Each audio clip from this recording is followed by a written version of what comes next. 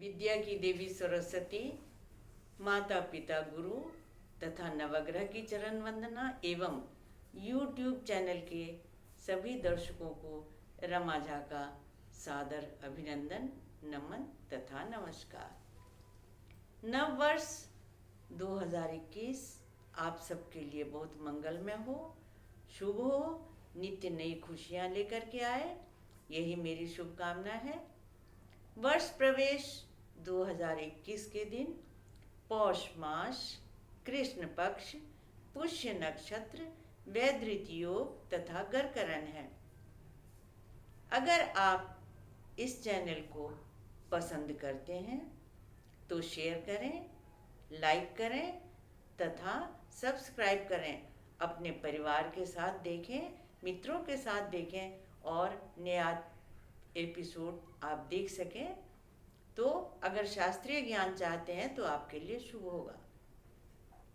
वर्ष 2021 के समय ग्रहों की स्थितियां इस प्रकार से हैं। सूर्य धनु में, चंद्रमा कर्क में, मंगल मेष में, बुध धनु में, बृहस्पति मकर में, शुक्र वृश्चिक में, शनि मकर में, राहु वृष में तथा केतु वृश्चिक में चल रहे हैं। आज हम बात कर रहे हैं काल पुरुष का नवा लग्न धनु, जिसका स्वामी बृहस्पति है, जो गुरु ग्रह कहलाता है। सभी ग्रहों में सबसे बड़ा ग्रह है।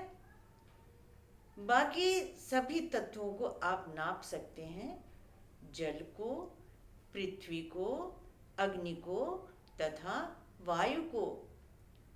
बृहस्पति आकाश तत्व है, जिसके लिए कहा गया नेति नेति नो इति अर्थात इतना ही नहीं है, इससे बहुत ज़्यादा जानकारी देने का कारक बृहस्पति होता है। ज्ञान का प्रतीक है, गुरुता का प्रतीक है, बड़प्पन का प्रतीक है, सभा में उच्च सिंहासन पर बैठाने का भी प्रतीक बृहस्पति ही होता है। गुरुजन इसी के प्रभाव में आते हैं और शिष्यों को शिक्षा देते हैं। जो स्थिर लक्ष्मी है उनका भी कारक बृहस्पति ही होता है। बृहस्पति अगर बलवान हो तो हमेशा ही आप सब सुख पा सकते हैं। स्वदेशे पूज्यते राजा विद्वान सर्वत्र पूजयेत। राजा अपने देश में पूजित होता है। जो ज्ञान की गुरुता से जो विद्वान होते हैं समस्त जग में पूजे जाते हैं। धनु लग्न का स्वामी बृहस्पति अभी शनि से युति कर रहे हैं, दूसरे भाव में है। आपका सबसे अच्छा समय अभी चल रहा है, क्योंकि भाग्येश सूर्य तथा कर्मेश बुध, इन दोनों की युति आपके लग्न में ही है, जो अखंड राज लक्ष्मी का कारक है। आप बहुत ही उद्यमी हैं, हमेशा ही काम करके आप आगे बढ़ते हैं। उद्यमेन ही सिद्ध्यन्ते कार्याणि न मनोरथे नई सुप्तस्य सिंहस्य प्रविशन्ति मुखे मृगा। उद्यम से ही हम सबको सब चीज़ों की प्राप्ति हो सकती है। इसमें कहीं भी कोई भी कमी आपके अंदर में नहीं आती। आप बहुत कर्मठ हैं, बहुत काम आप करते हैं। इसके साथ ही आपका हृदय भी बहुत ही अच्छा है और सबके लिए आप संवेदनशील रहते हैं। किसी को भी किसी मदद की ज़रूरत होती है तो आप तुरंत पहुंच जाते हैं। शरीर के लिए एक तो आपका लग्न का मालिक नीच का दूसरे घर में तथा अष्टम चंद्रमा, ये दोनों ही अभी थोड़ी परेशानी उत्पन्न कर सकते हैं। 5 अप्रैल से बृहस्पति कुंभ में जाकर के स्थितियों में सुधार करेंगे तो आपके लिए अच्छा होगा।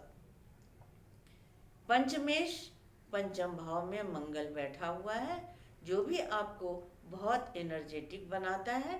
संतान से आपको सुख भी है, संतान के लिए आप मार्गदर्शन भी करते रहते हैं। विद्या के क्षेत्र में भी आपका बहुत अच्छा समय जाता है, क्योंकि दोनों ही भाव, लग्न का भाव में सूर्य और पंचम भाव में बैठा हुआ मंगल, दोनों ही आपको निरंतर ही काम कराने में लगे रहते हैं। आपके ज्ञान के कारण आपके विरोधी तुरंत ही आपसे शत्रुता कर लेते हैं। आपके ज्ञान की गुरुता को वो पसंद नहीं करते, इसलिए आप उनके प्रपंच में नहीं पड़ के अपने काम में लगे रहें। 12वां शुक्र यही बता रहा है आपके लिए। राहु और केतु आपके विदेश कारक भी हैं, आप वहाँ भी जा सकते हैं। धन का भाव आपका परिपूर्ण है। दूसरे भाव में बैठा हुआ शनि सब प्रकार से आपको मदद करता है और धन धान्य से भरा पूरा रखता है। जो भी व्यक्ति सरकारी नौकरी में है या शिक्षा के क्षेत्र में है, उन सब के लिए बहुत अच्छा समय है। दाम्पत्य जीवन के लिए भी आपका समय अच्छा है, क्योंकि सप्तमेश बुध आपके लग्न में बैठा हुआ है। 4 जनवरी से बुध मकर में जाएंगे तो फिर अच्छा रहेगा। आपको यह कार्यक्रम कैसा लग रहा है? अगर आप कोई जानकारी चाहते हैं तो आप कमेंट बॉक्स में जा कर के लिख सकते हैं। याद रहे, कोई भी विषय संबंधित प्रश्न हो, शास्त्रीय प्रश्न हो, ज्ञान से संबंधित प्रश्न हो, तो उसका उत्तर मैं आपको दूंगी, समाधान करूंगी। व्यक्तिगत प्रश्न के लिए आप हमसे संपर्क कर सकते हैं। पुनः नववर्ष की शुभकामनाएं आपको। रमा झा का नमन स्वीकार करें।